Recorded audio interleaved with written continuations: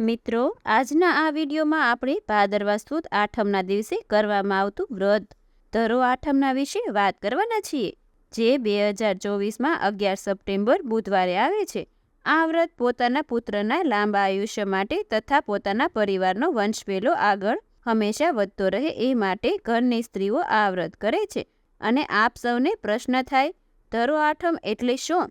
તો ધરો એટલે જમીનમાં ઉગતું ઘાસ, જેને આપણે દુર્વા પણ કહીએ છીએ, જે ભગવાન શ્રી ગણેશને ચડે છે. તેની આજે પૂજા કરવાની હોય છે. ધરો એટલે જમીનમાં ઉગનારું એક વિશેષ પ્રકારનો ઘાસ છે. આમ તો આ દિવસે ધરતી માતાની પૂજા થાય છે, કેમ કે વર્ષ દરમિયાન આપણે આ ધરતી પર રહીએ છીએ, ધરતી ઉપર દરેક કાર્યો કરીએ છીએ. ધરતી માતા આપણો બોજ સહન કરે છે, તો તેમનો ઉપકાર માનવાનો દિવસ એટલે કે આ ધરો આઠમનો દિવસ. આપણા ધર્મમાં દરેક દેવી દેવતાઓની, પશુઓની, પ્રાણીઓની પૂજા કરવાનું વિધાન છે.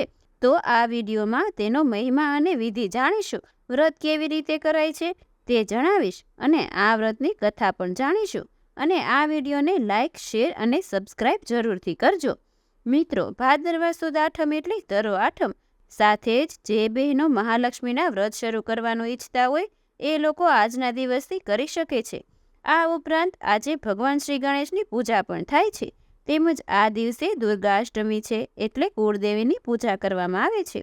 તેમજ રામાપીરના નોરતા ચાલી રહ્યા છે, એટલે રામદેવ પીરની પણ પૂજા થાય છે. આવી રીતે આ ભાદરવા સુદ આઠમના દિવસે અનેક વ્રત, ઉત્સવ, તહેવાર સાથે રહે છે. એટલા માટે આ આઠમનું મહત્વ વિશેષ છે. ધરો આઠમનું વ્રત બહેનોએ કરવાનું હોય છે. આ વ્રત પોતાના બાળકોનું સુખી સમૃદ્ધિ જીવન માટેનું વ્રત છે. આ વ્રત કરવાથી પોતાના બાળકો સ્વસ્થ રહે છે, તેને લાંબા આયુષ્યની પ્રાપ્તિ થાય છે અને બાળકોના સુખાકારી જીવન માટે વ્રત થાય, પરંતુ આપણા કુટુંબનો વંશવેલો આગળ વધતો રહે તેના માટે પણ સ્ત્રીઓ દ્વારા આ વ્રત કરવામાં આવે છે. આજના દિવસે સવારે વહેલા ઉઠી નિત્યક્રમમાંથી પરવારી સ્નાન કરીને સૂર્યદેવને અર્ઘ્ય આપીને જ્યાં લીલું ઘાસ ઉગ્યું હોય ત્યાં પૂજા કરવાની હોય છે. નાગલા ચુંદડી લઈને ઘાસને નાગલા ચુંદડી પહેરાવાના અને ફૂલનો હાર પણ પહેરાવી શકાય, અને ત્યાં એક દીવો કરવાનો. જો આપણી ઘર આસપાસ ક્યાંય ઘાસ ઉગ્યું ન હોય તો માટીની જમીન હોય તેના ઉપર પણ આ પ્રકારની પૂજા થાય છે. અને ધરતી માતાને પ્રાર્થના કરવાની કે હે માતા, આજના દિવસે હું આપની પૂજા કરું છું, આ વ્રત કરું છું, મારા આ વ્રતને સ્વીકારજો, અને મારાથી કાંઈ ભૂલચૂક થઈ હોય તો મને માફ કરજો. મારા સંતાનને સુખી આયુષ્ય આપજો, સમૃદ્ધિ જીવન આપજો, તથા મારા કુટુંબનો વંશ આગળ વધારજો.